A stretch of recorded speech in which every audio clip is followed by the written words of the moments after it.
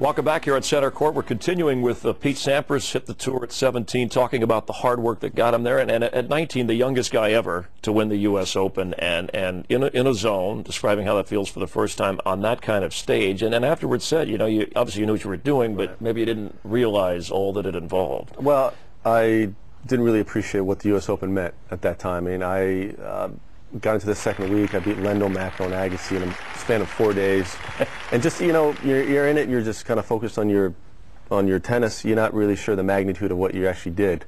And when he holding up that trophy and just the media afterwards, I think, you know, the next morning I did all the talk shows, and I was like, wasn't ready for this. But that's the way it goes. You know, you win something at such a young age. I mean, people want your time and wanted you to do shows and whatever. And so. And your parents found out how? Parents found out. They were too nervous to watch, so they went out to a mall, and you know, obviously malls are your TV stores, and they saw me holding up the trophy in a TV store.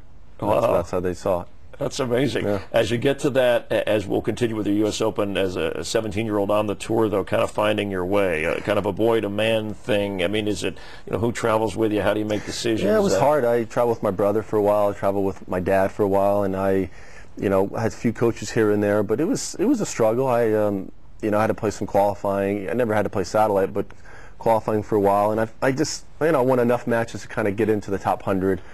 And the year 1990, I won my first tournament in Philadelphia, and that kind of got me to about 40. And then later on, I won the Open. You know, when you turn pro to young age, I mean, this is what you're doing. You know, and this is the focus, and this is what I wanted to do. And there was a time with Yvonne Lendl where you spent a week, and he almost, I don't know if he showed you how to be a champ, but certainly there was an influence. There was an influence. I was 16. It was at the Masters. He had me there for the week, and I just saw the way he prepared and trained, and he had me on these bike rides for 30 miles, and he just, without him saying anything, I knew he was saying you have to work a little harder. Right. And I mean, it seemed like you were already working hard. I was working hard, but it was just different. I mean, he was really, you know, passionate about getting in great shape, and I was still 16 and you know, 16, 17, and he, you know, I just spent that week and seeing how organized he was and see this big, beautiful house, you know, and it was really like kind of an eye-opener, like you could have all this if you know, work hard and play good tennis, you could possibly do it. And so that was a week that was huge for me. And I'm sure it came into play later in the '92 U.S. Open, where it was a loss to Stefan Edberg. That was a major turning point for you. Huge turning point, because after '90, I went through a couple of years where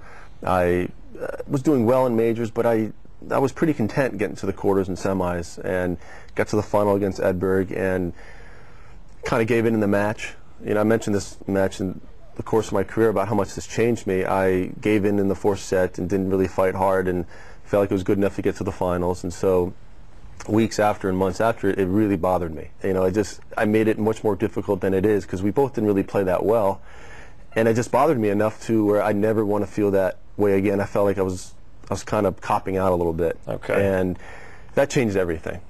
It really did. I would not be sitting here with 14 majors if I didn't lose that match. And you had to recognize it yourself and deal with it. No parent, no coach can tell you how much you really want it. It's a personal decision. Okay. In all sports. But for me, that moment was the turning point for my career, because I don't say I worked harder, I just wanted it more. Yeah, because people can say that, what you just said, but to do something about it to the degree that you did takes a lot of, willpower? Well, it takes willpower, and it took that loss. I want to address '93, when after that you're working with Tim Gullison, who was, again, an important part of your career, your life, and a special relationship. Yeah, he got me to, you know, to the next level. He got me to winning majors. He got me to be #1, to stay there.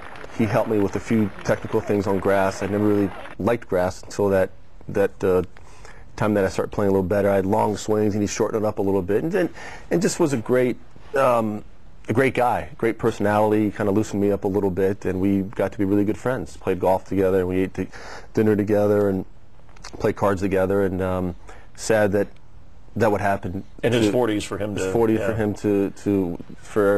To have died. And you, a trophy, you placed a trophy in his casket. I did, a Wimbledon trophy that at the end of the day, I didn't get in his casket. I think it's at his house with his family.